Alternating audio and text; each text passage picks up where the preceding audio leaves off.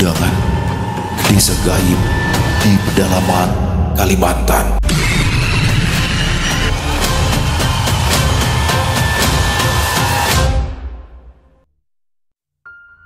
Perkenalkan, namaku Winda. Aku adalah seorang janda anak dua. Aku bercerai dengan mantan suamiku setelah dia dipenjara karena kedapatan menggelapkan solar perusahaan di tempatnya bekerja. Jangan dulu menghakimiku, karena sepeser pun uang hasil dari penggelapan itu tidak pernah diberikannya padaku. Dia menggunakan uang tersebut untuk bersenang-senang dengan banyak wanita panggilan. Aku sama sekali tidak tahu apapun yang suamiku lakukan di belakangku. Saat dia mulai berubah, aku pikir itu hanya karena dia lelah bekerja. Tapi lama-kelamaan, uang di rumah semakin menipis, cicilan motor tertunggak, uang belanja berkurang drastis, dan saat aku bertanya, dia malah membentakku dan menuduh aku tidak tahu diri.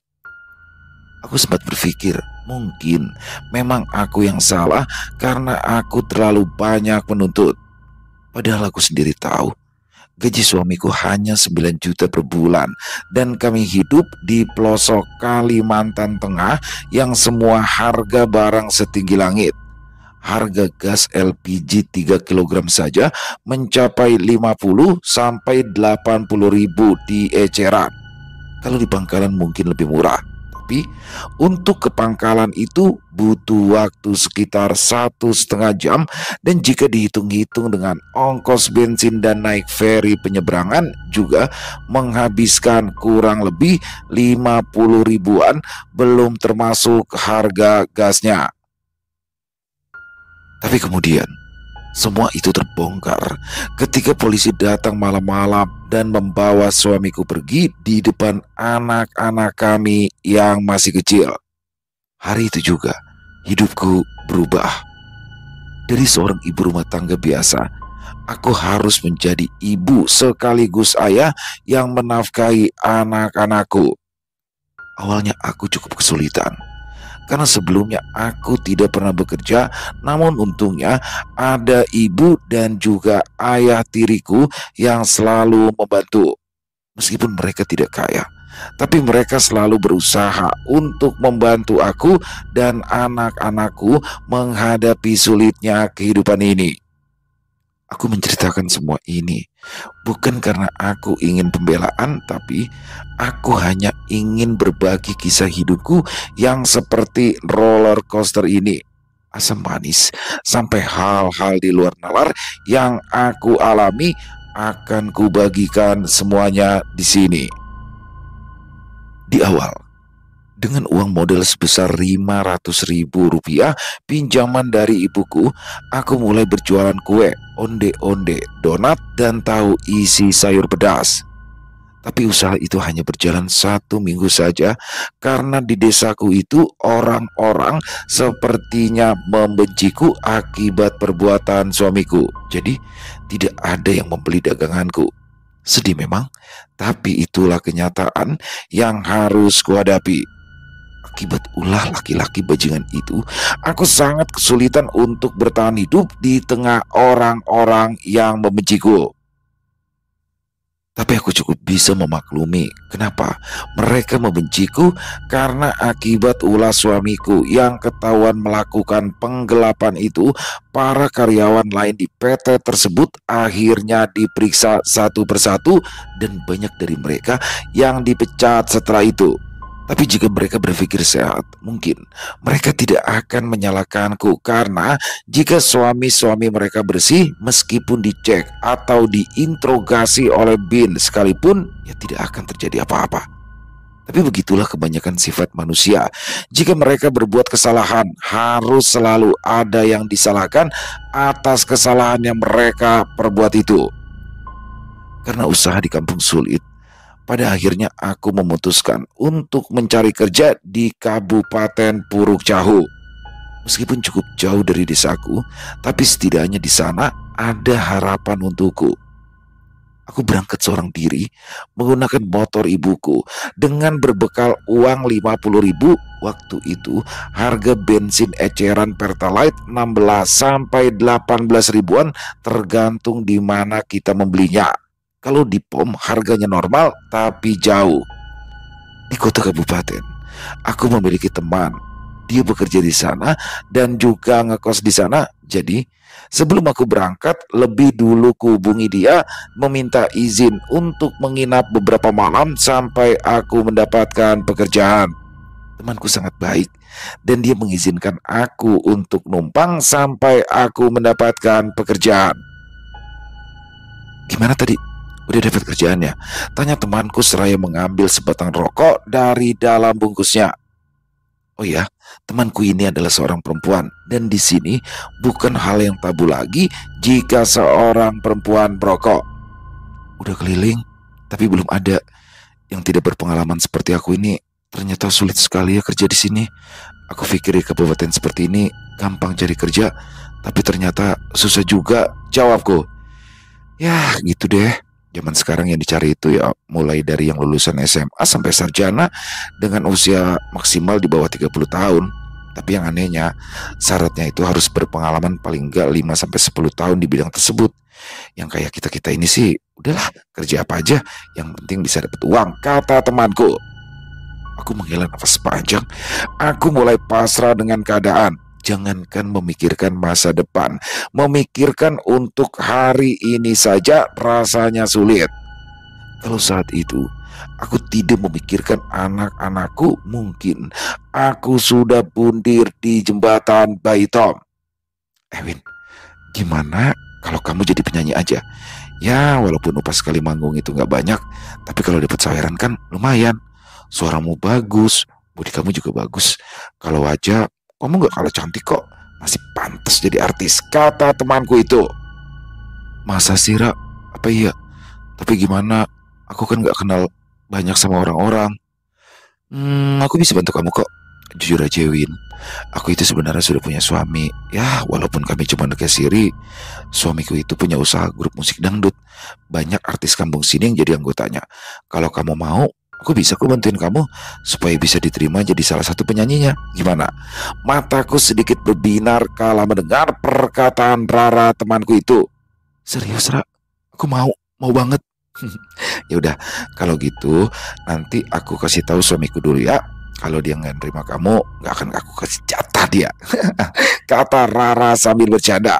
Aku ikut tertawa mendengar candaan Rara. Ada satu hal yang tidak pernah aku bayangkan sebelumnya saat hidup menjadi seorang penyanyi panggilan. Di profesi baruku itu, aku mendapatkan berbagai macam pengalaman horor yang beberapa diantaranya membuatku tidak bisa tidur nyenyak sampai hari ini.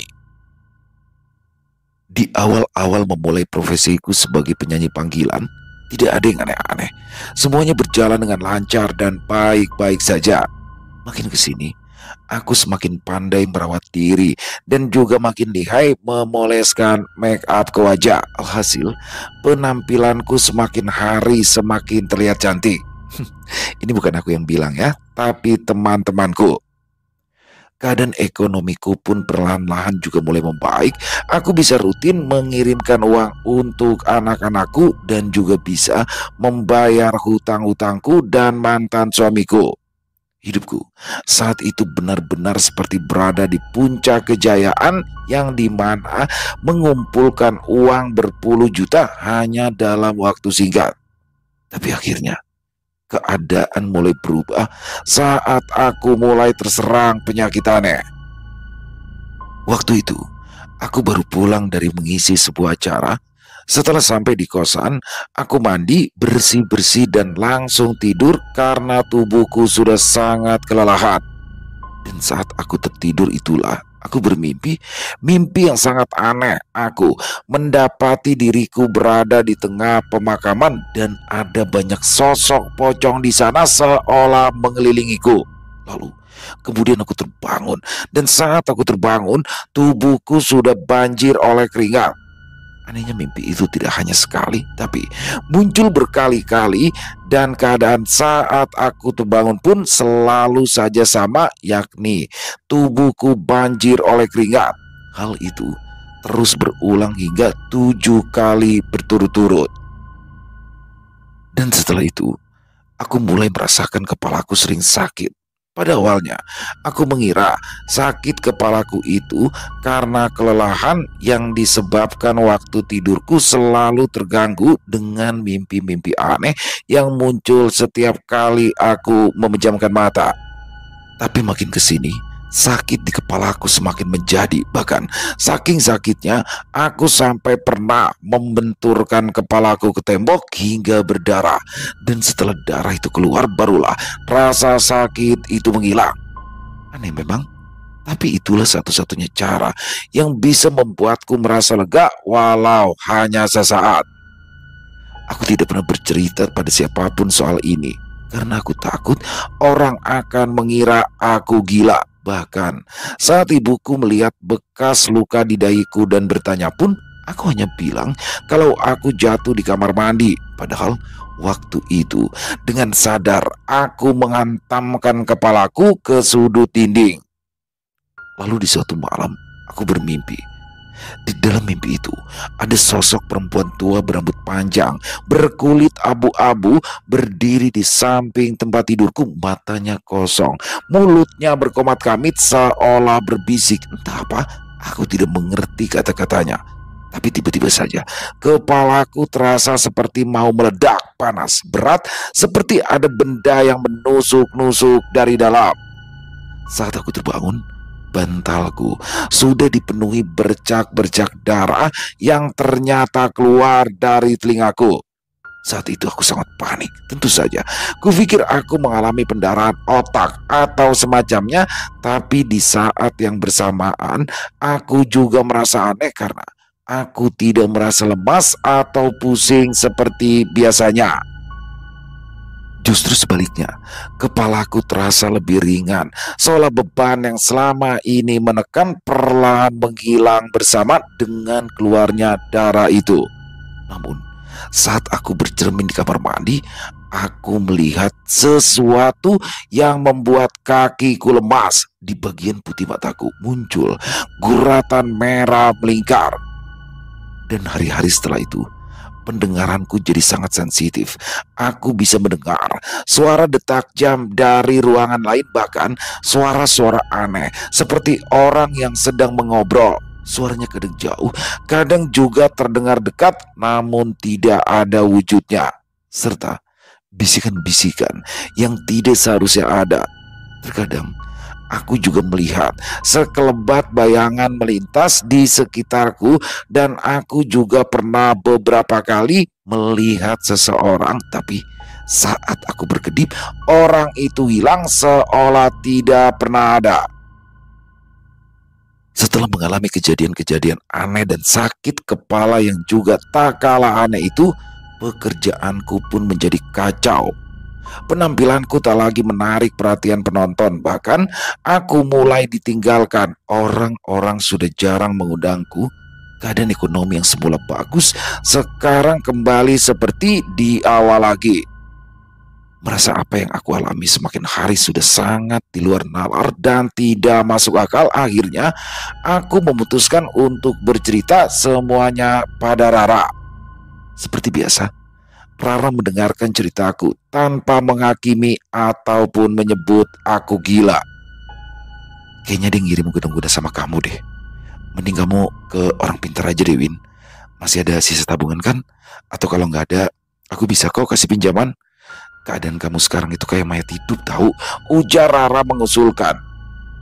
Aku menatap wajah temanku itu.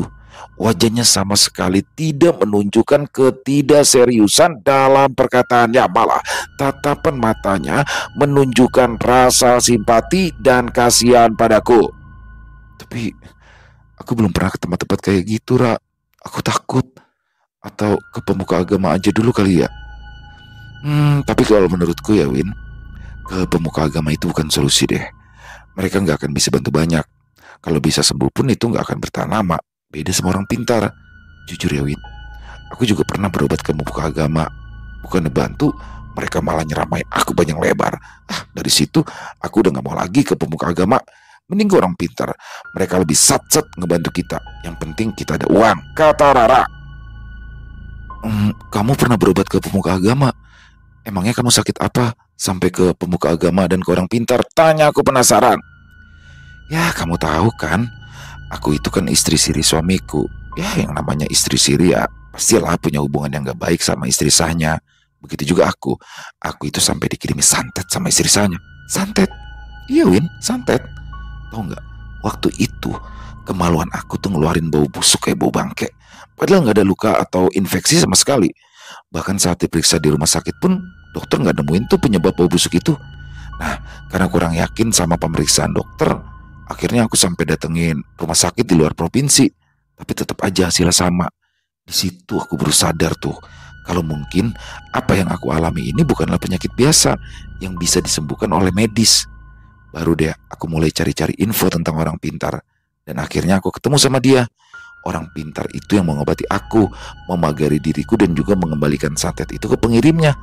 Orang gak akan percaya sihir santet itu benar-benar ada kalau mereka belum pernah kena. Aku juga awalnya skeptis sih sama hal-hal kayak gitu.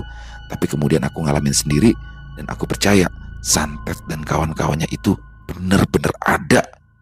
Rara mengakhiri ceritanya dengan menyeruput es kelapa yang masih tersisa setengah gelas. Mendengar cerita dari Rara, aku merasa bimbang. Entah mau ke pemuka agama dulu atau langsung ke orang pintar, tapi hatiku memang lebih berat untuk mendatangi orang pintar. Setelah mendengar cerita Rara, orang pintar yang ngobatin kamu itu ada di mana ya, Ra? Lumayan deket kok dari sini jaraknya. Ya sekitar 3 jaman lah. Kamu bisa temenin aku ke sana hari ini nggak? Tanyaku sambil menatap Rara berharap ia tidak menolak. Rara terdiam sejenak lalu mengangguk pelan. Kita berangkat sekarang aja deh kalau gitu, kata Rara setelahnya. Aku mengangguk setuju. Dan singkatnya, setelah bersiap-siap kami pun berangkat. Aku duduk di boncengan dan Rara yang membawa motor. Tidak ada obrolan antara kami berdua selama perjalanan itu. Sesekali, hanya suara mengadu dariku dan Rara yang terdengar saat motor yang kami naiki menabrak lubang maupun batu-batu besar di jalanan. Masih jauh nggak, Ra? Tanyaku sambil menahan rasa sakit di punggung akibat guncangan tadi. Rara mengangguk pelan. Dikit lagi, sabar ya. Jalanannya memang seperti ini. Aku mengangguk. Kepalaku sakit, Ra, ucapku, karena memang rasa sakit itu tiba-tiba muncul lagi. Tahan dikit, jangan sampai tidur ya, kata Rara cemas. Iya, jawabku sambil menahan sakit. Tapi aku hanya mampu menahan rasa sakitku sebentar karena tidak lama kemudian aku menyuruh Rara untuk menghentikan motornya.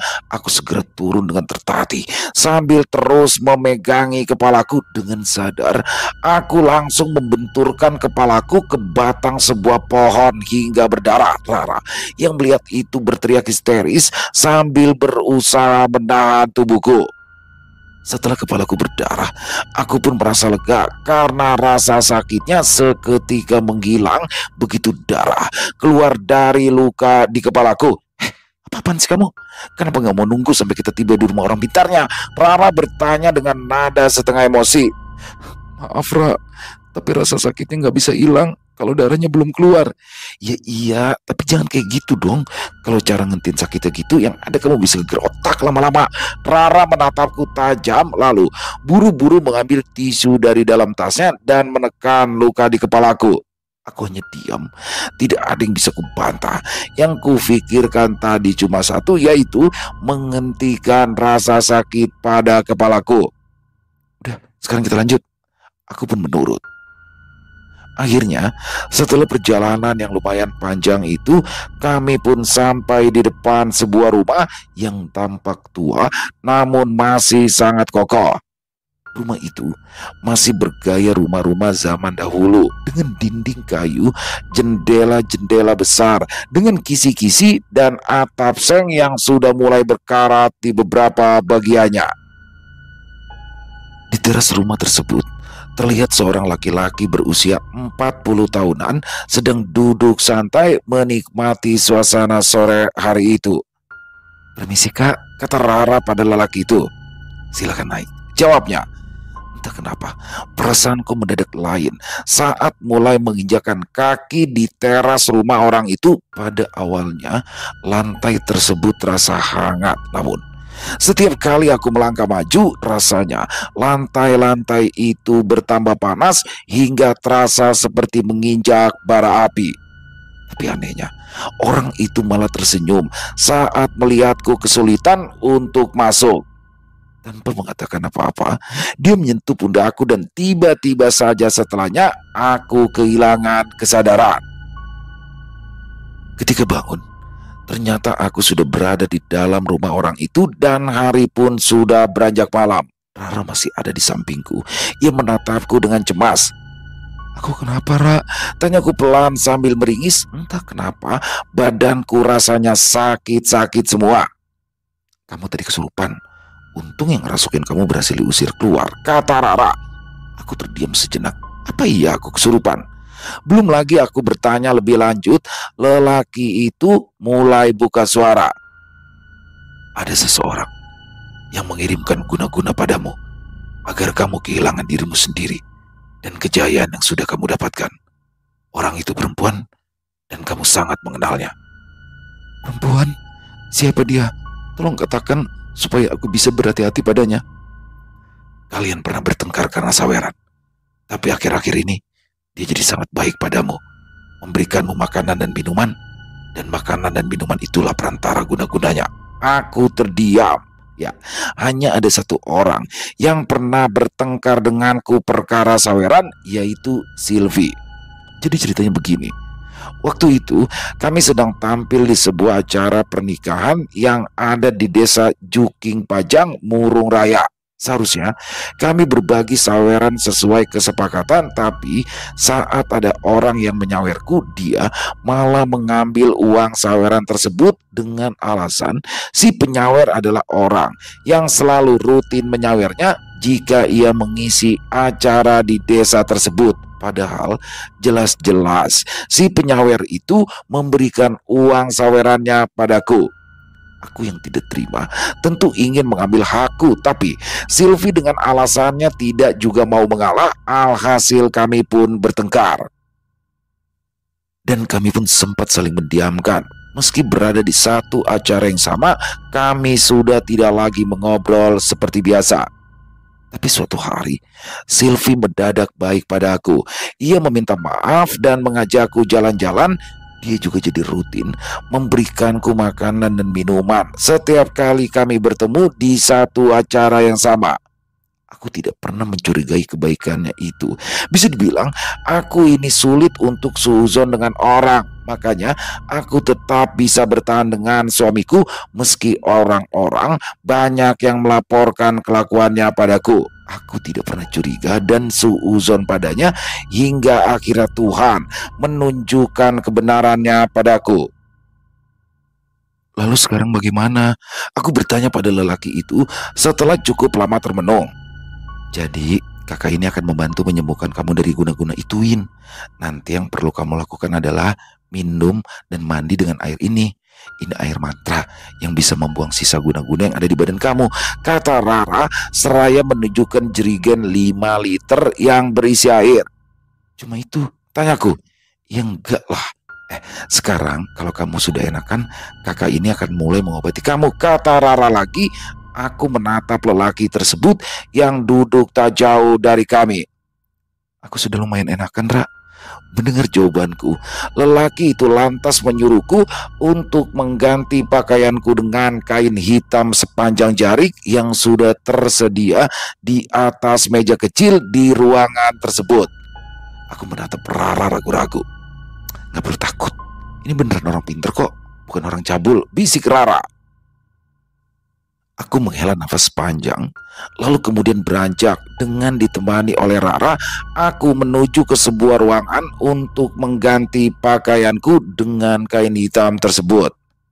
Dengan sedikit canggung, aku melepas bajuku perlahan dan menggantinya dengan kain hitam itu. Rasanya aneh, seperti sedang bersiap untuk sesuatu yang tidak bisa aku fahami sepenuhnya. Apa aku akan dimandikankah? Atau dipasangi semacam susuk? Rara membantuku membetulkan lilitan kain agar tidak melorot. Ia sesekali tersenyum menenangkanku, meski sorot matanya tampak menyimpan rasa was-was yang tidak terucapkan. Aku dibawa ke dapur. Di sana, ternyata laki-laki itu sudah menungguku. Di depannya, ada sebuah baskom besar berisi air. Aku sempat ragu melangkah, tapi Rara mendorong pelan punggungku untuk menyuruhku mendekat. "Duduklah," kata laki-laki itu. Suaranya terdengar dalam dan lebih berat dari sebelumnya, tapi meski begitu, perkataannya tak terdengar mengancam. Aku duduk bersila di hadapan baskom berisikan air. Terlihat air di dalamnya tampak jernih. "Tutup matamu," kata laki-laki itu. Aku lantas menutup mata, dan tidak lama kemudian air mulai diguyurkan ke atas kepalaku, gayung demi gayung, dengan jeda 20 detik setiap guyurannya. Entah kenapa, setiap guyuran air itu menyentuh kepala dan kulit tubuhku. Aku merasakan sensasi yang berbeda, panas, dingin, dan nyeri. Rasa itu bercampur aduk jadi satu, membuatku hampir tumbang. Namun, di guyuran terakhir, apa yang kurasakan sebelumnya menghilang. Rasanya plong, seperti beban berat yang kupikul selama ini mendadak lenyap begitu saja. Nafasku juga terasa lega, tubuhku bergetar, tapi bukan lagi karena kesakitan, melainkan karena kelegaan yang tak bisa kujelaskan dengan kata-kata. Aku membuka mata perlahan. Lelaki itu menatapku, matanya tajam namun teduh, seolah sedang memeriksa sesuatu di dalam diriku yang tak bisa kulihat. "Sudah selesai," katanya singkat. Lalu ia bangkit dan pergi meninggalkan dapur tanpa menoleh. Aku masih terduduk di sana, lemas, seperti baru saja kembali dari perjalanan jauh yang melelahkan. Rara segera menghampiriku dan memegang lenganku. "Kamu gak apa-apa kan?" bisiknya khawatir. Aku mengangguk pelan. Aku ngerasa enteng sekarang." Setelah beberapa minggu kemudian, keadaan fisikku sudah jauh membaik. Aku sudah bisa tidur nyenyak dan beraktivitas seperti biasanya. Namun meskipun begitu, aku masih belum juga mendapatkan job manggung. Mungkin mereka yang ingin mengundangku masih tidak berani karena takut kecewa dengan penampilanku. Akhirnya, setelah pertimbangan matang, aku pun kembali mendatangi orang pintar itu dengan niat untuk memasang susuk agar penampilanku menarik dan rezekiku menjadi lancar kembali. Singkatnya, sejak susuk intan itu terpasang di hampir seluruh tubuh dan wajah, job manggung mulai berdatangan. Namaku tak hanya dikenal di dalam provinsi, tapi juga mulai dilirik dari luar daerah. Aku pun kebanjiran tawaran manggung nyaris tanpa henti. Setiap akhir pekan, aku selalu berpindah kota, dari hajatan mewah di gedung hotel sampai panggung sederhana di pelosok desa. Tapi dimanapun aku tampil, sorot mata orang-orang selalu sama. Mereka takjub, terpukau, seolah aku menyihir mereka hanya dengan suara dan penampilanku. Pundi-pundi rupiah dengan sangat mudah kukumpulkan tanpa harus bersusah payah menawarkan diri ke sana kemari, karena semuanya datang menghampiriku. Dalam semalam saja, aku bisa membawa pulang lebih dari cukup untuk hidup bermewah-mewahan sebulan penuh. Aku pun tidak menyangka akan bisa sesukses ini menjadi seorang penyanyi. Namun, kejadian di luar nalar tiba-tiba saja terjadi. Saat itu, aku sedang dalam perjalanan menuju ke sebuah desa yang berada di kabupaten sebelah. Aku akan tampil di malam pesta pernikahan di desa tersebut sebagai bintang tamu yang cukup punya nama dan banyak penggemarnya. Namun, ketika mobil yang membawaku itu memasuki jalan pedesaan yang tak beraspal, Aku merasa sedikit kurang nyaman karena di kiri kanan jalan itu hanya perkebunan karet yang sama sekali tidak ada penerangan. Terlebih lagi, jalanan yang tak beraspal membuat mobil bergoyang-goyang. Hati-hatian, kataku pada Rian yang merupakan teman sekaligus orang yang membantuku untuk mempersiapkan jadwal manggung dan mengantarku ke sana kemari. Ini alamatnya nggak salah kan, Yan? Kok jalanannya jadi makin sempit? Ya, kalau dari GPS sih nggak salah, Win. Aku tak lagi membahas masalah jalan pada Rian karena kupikir memang sudah jalan menuju ke desanya yang serusak itu. Malumlah, ini merupakan kali pertama aku diundang ke desa tersebut dan lagi penyanyi dari Puruk Cahu yang diundang untuk tampil di acara itu juga cuma aku sendiri. Jadi ya sudahlah, ku percayakan arah jalan pada Rian dan GPS-nya. Ku harap kami tidak nyasar dan bisa sampai di tujuan tepat waktu. Karena rencananya aku hanya akan tampil untuk menyanyikan beberapa lagu saja dan setelahnya aku akan berangkat lagi menuju acara selanjutnya yang berjarak 3 sampai 4 jam dari daerah itu. Dari kejauhan terlihat cahaya dari lampu-lampu yang menghiasi panggung dan perlahan-lahan suara musik juga terdengar mengalun. Kayaknya itu tempat acaranya deh, Yan. Ya, Win, kayaknya acaranya di situ deh. Untung aja kita nggak nyasar. Tadi aku udah dak-dik-dukser takut nyasar. Candaku. Aman kalau sama aku, Win, ujar Rian menyombongkan diri. Setelah mobil diparkirkan, aku pun keluar. Aku berjalan pelan dengan menenteng tasku sementara Rian di belakang membawa peralatan make up juga pakaian gantiku. Kulihat jam di tanganku, masih ada waktu setengah jam lagi sebelum aku naik ke atas panggung. Kedatanganku disambut oleh seorang bapak-bapak yang langsung mengajakku untuk masuk ke dalam sebuah rumah yang berada pas di belakang panggung acara. Aku sedikit menahan nafas saat masuk ke dalam rumah tersebut karena aroma dupa yang menyengat memenuhi ruangan. Silakan masuk. Nah, ini kamar yang kami siapkan untuk kamu. Kalau mau ganti baju atau ke kamar mandi, tapi boleh. Tapi tolong jangan banyak tanya ya, kata si bapak sambil tersenyum. Alis mataku sedikit berkerut kalau mendengar perkataan si bapak. Jangan banyak tanya katanya. Apa si bapak ini sedang bercanda ya? Karena beliau bicara sambil tersenyum. Aku hanya kemudian mengangguk pelan dan membalas senyumannya dengan canggung. Aku melirik ke arah Rian. Kulihat wajahnya juga menunjukkan kebingungan yang sama. Setelah si bapak pergi, kami pun masuk ke kamar yang dimaksud.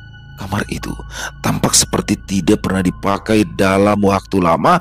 Lantainya berdebu, spray kasurnya kusut, dan di pojok ruangan ada sebuah cermin besar yang dilapisi kain putih.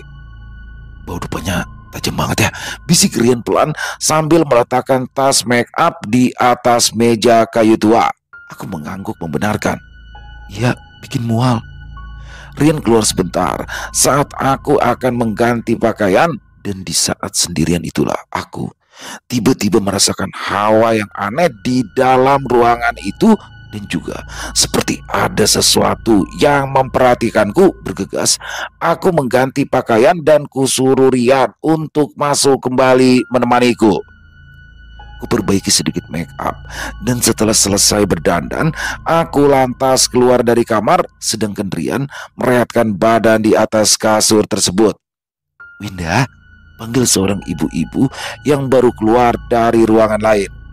Ya Bu, sebelum manggung tolong makan ini dulu ya, kata si ibu seraya memberikan sebuah piring berisi nasi dan ayam masak habang. Teman saya ada di dalam kamar lagi istirahat Bu, kataku memberikan kode pada si ibu agar beliau tahu dan juga memberikan makanan untuk si Rian. Si ibu tidak menjawab, melainkan hanya tersenyum simpul lalu kemudian pergi kembali masuk ke ruangan tempat ia keluar sebelumnya. Aku mengira si ibu hendak mengambilkan makanan, jadinya aku pun duduk untuk menikmati makanan yang dia berikan tadi. Aku menyendok nasi itu perlahan, meski perutku sudah lapar. Entah kenapa, Aku merasa sedikit ragu untuk memakannya, mungkin karena aku kepikiran Rian yang juga belum sempat makan saat berangkat tadi, karena aku langsung meminta berangkat setelah selesai manggung. Setelah beberapa suap, aku berhenti sejenak, memikirkan Rian. Aku menunggu dan berharap si ibu akan kembali membawa makanan satu porsi lagi. Tapi setelah beberapa menit berlalu, tak ada tanda-tanda ia akan keluar lagi. Saat aku ingin kembali masuk ke dalam kamar tempat kami istirahat, tiba-tiba seseorang memanggilku. "Sudah waktunya bernyanyi ya. Para tamu sudah tidak sabar ingin mendengar suara Nak Winda," kata orang itu sambil tersenyum. Aku balas tersenyum dan kemudian mengangguk. Aku mengikuti orang itu untuk menuju keluar rumah dan menaiki tangga panggung yang tersambung dengan teras rumah tersebut. Di atas panggung, tidak ada penyanyi lain selain aku, dan suasana terasa hening, bahkan terlalu hening untuk ukuran sebuah acara malam pernikahan dengan para tamu yang cukup ramai seperti itu. Tidak hanya itu, bahkan pembawa acara atau MC pun sama sekali tidak ada di sana. Aku berjalan pelan, meraih mikrofon yang sudah tersedia. Aku mengatur nafas. Di depan panggung, para penonton duduk berjejer rapi. Mereka diam, menatapku tanpa ekspresi. Dan anehnya, dari atas panggung ini, aku bisa melihat lebih jelas. Sebagian dari mereka tampak seperti orang-orang tua yang berpakaian adat zaman dahulu. Wajah mereka pucat dan beberapa bahkan seperti membiru, entahlah. Tapi segera aku meyakinkan diri bahwa mungkin itu hanya efek penglihatanku saja karena aku mungkin mulai mengantuk. Aku menelan ludah sebelum menyapa para tamu yang hadir di acara malam itu. "Selamat malam semuanya," kataku dengan suara sedikit bergetar. Tidak ada yang merespons, tidak ada yang bertepuk tangan, dan tidak ada juga yang hanya sekedar tersenyum padaku. Yang ada hanya tatapan kosong dengan mata tak berkedip dari para tamu. Di bawah panggung, kulihat Rian berdiri di samping sound system. Wajahnya tampak bingung dan tegang. Dia memberikan isyarat agar aku cepat bernyanyi. Mungkin ia berharap suasana akan mencair setelah lagu kunyanyikan. Aku menarik nafas, lalu mulai bernyanyi. Suara musik pelan mengalun dari speaker mengiringi lagu pembuka yang biasa aku bawakan di acara-acara pernikahan. Tapi suasana kali ini berbeda. Setiap bait yang kulantunkan terasa seperti menggema di ruang kosong. Tidak ada orang yang merespon. Bahkan udara di sekeliling pun seperti ikut membeku. Di tengah bait kedua, sesuatu pun terjadi. Satu persatu para tamu itu mulai tersenyum. Senyum mereka bukanlah seperti senyum orang normal pada umumnya, melainkan senyuman lebar yang perlahan-lahan tampak menyeramkan. Leher mereka mulai menengadah, mata mereka melotot ke atas, dan sebagian tubuhnya mulai bergetar pelan seolah sedang menahan sesuatu yang ingin keluar dari dalam tubuh mereka. Aku berhenti bernyanyi. Nafasku tercekat, mikrofon tergenggam erat di tanganku yang semakin gemetar. Lalu dari arah belakangku terdengar suara yang dalam dan berat. "Teruskan, Winda. Mereka senang mendengar suaramu." Aku berbalik, tapi tak ada siapapun di belakangku. Jantungku berdegup semakin cepat. Aku menoleh lagi ke arah para tamu. Dan ternyata kini mereka semua berdiri bersamaan tanpa bersuara atau melakukan gerakan tambahan, kecuali kepala mereka yang perlahan menunduk dan kemudian kembali menatapku, lalu menunduk lagi dan kembali menatapku. Hal itu mereka lakukan berulang-ulang lagi dan lagi, seperti mengikuti irama yang hanya didengarkan oleh mereka sendiri. Rian, yang juga merasakan takut sepertiku, lantas naik ke atas panggung. Dia berlari kecil ke arahku. "Win, udah aja Win, ini bukan tempat normal. Mereka semua aneh Win," ujar Rian seraya menarik tanganku dan menggiringku ke pinggir panggung. Aku melihat wajah-wajah mereka dari belakang, Win. Sebagian dari mereka mukanya udah rusak, kulitnya kayak pecah-pecah, kayak mayat, Win. Dan yang paling parah, satu dari mereka tadi nggak punya bola mata. Bola matanya kosong. Ujar Rian dengan raut wajah menegang karena takut. Aku menahan nafas, lututku lemas. Tapi sebelum kami sempat turun dari panggung, lampu tiba-tiba mati mendadak. Semuanya menjadi gelap total, hening. Hanya suara nafas kami yang terdengar berat. Tapi kemudian terdengarlah suara tepuk tangan. Suaranya pelan namun bersamaan, seperti berasal dari para tamu. Lalu suara-suara itu mulai berbicara bersamaan, berbisik cepat dalam bahasa yang tidak kami pahami. Rian menggenggam tanganku semakin erat. Kita harus pergi dari sini sekarang juga. Dalam gelapnya suasana itu, Rian menuntunku untuk turun dari panggung. Sepatu hak tinggiku lepas dan ku tinggalkan begitu saja di atas panggung tersebut. Aku tak peduli lagi berapa harga sepatu itu, karena yang terpenting sekarang adalah kami bisa keluar dari desa itu. Dengan terburu-buru kami menuruni tangga. Aku hampir terjatuh karena anak tangga yang licin dan minim cahaya. Nafasku terengah, kaki telanjangku menginjak kerikil tajam dan tanah yang dingin. Tapi rasa sakitnya bahkan tak terasa dibandingkan dengan ketakutan yang kurasakan saat itu. Kami terus berlari menuju ke tempat di mana mobil kami diparkir. Namun saat kami berdua tiba di sana, mobilnya sudah tidak ada. Mobil kita mana? Rian, mobilnya kemana? Teriakku panik. Rian menoleh ke sekeliling, nafas yang memburu. Tadi masih ada, Win. Aku yakin banget. Aku yang parkirin mobil sendiri di sini. Kami berdua terdiam sejenak, hanya ditemani suara angin malam dan pohon yang mulai bergoyang liar di atas kami. Dan jauh di belakang kami, suara-suara para tamu dari depan panggung itu masih terdengar samar, seperti nyanyian yang diputar terbalik.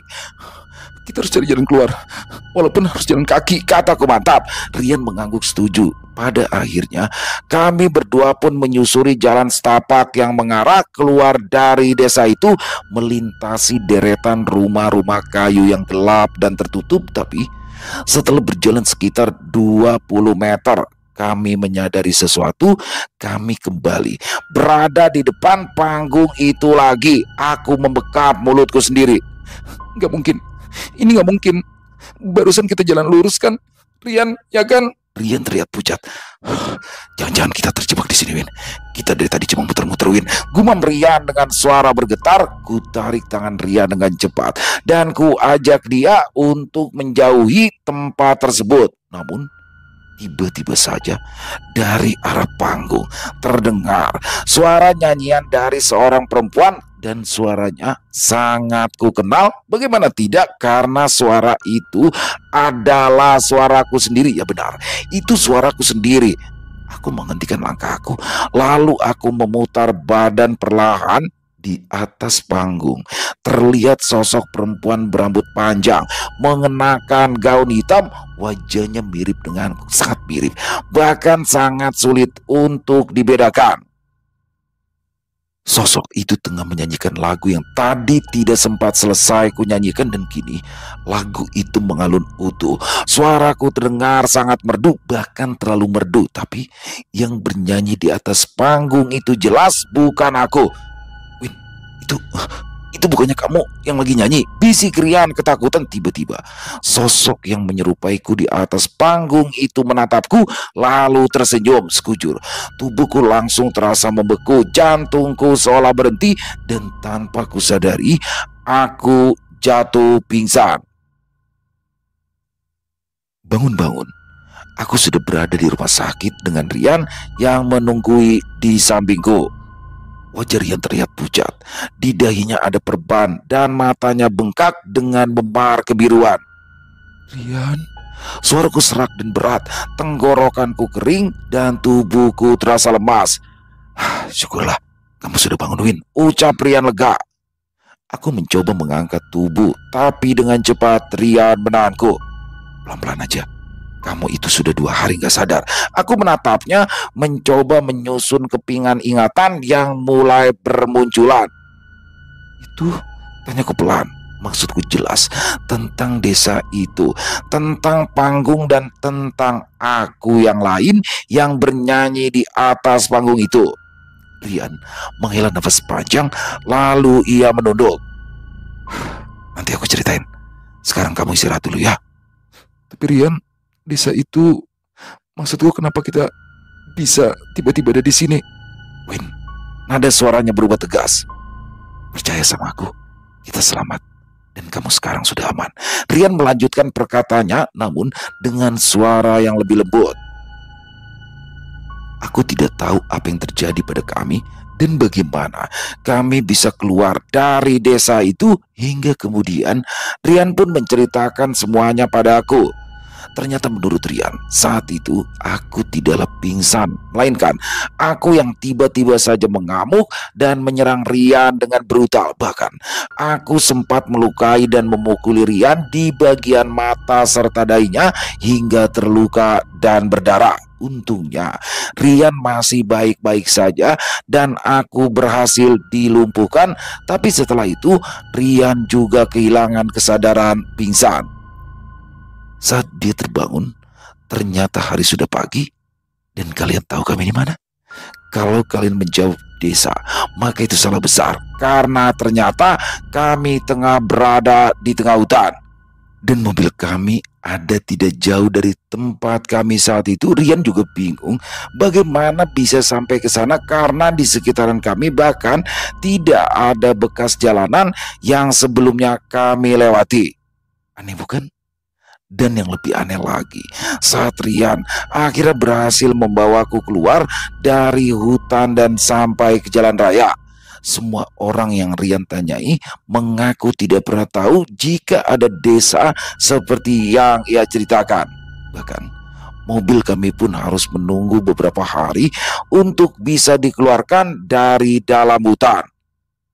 Rian juga bercerita, selama aku tidak sadarkan diri, dia selalu menangis karena takut atas apa yang dia lakukan untuk bisa melumpuhkanku di malam kejadian itu akan membuatku koma atau bahkan sampai kehilangan nyawa. Setelah kejadian itu, aku selalu dihantui mimpi tentang sosok yang menyerupaiku itu.